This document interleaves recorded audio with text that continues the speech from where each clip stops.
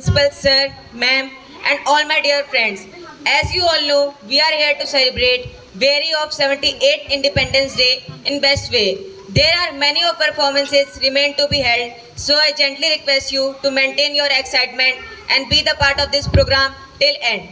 Before starting this knowledgeable speech, I would like to present you few rhymes. Once there was a country full of world's complementary. It was also known as Sone ki Chidiya and it's one and only India. Then many freedom fighters came which forced Britishers to stop their game. This made India united and this unity in diversity spreaded.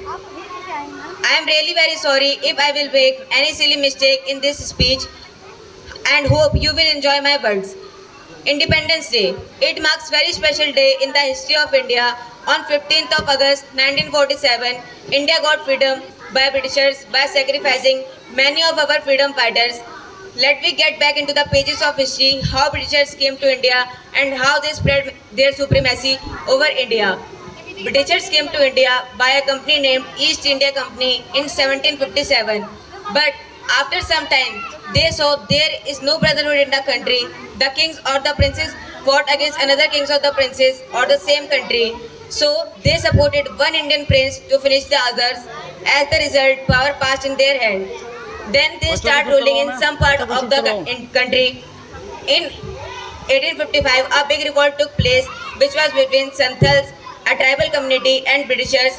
Santals started this revolt because of the taxes on the land. Santals killed many European and their supporters. In 1856, Britishers started ruling India completely.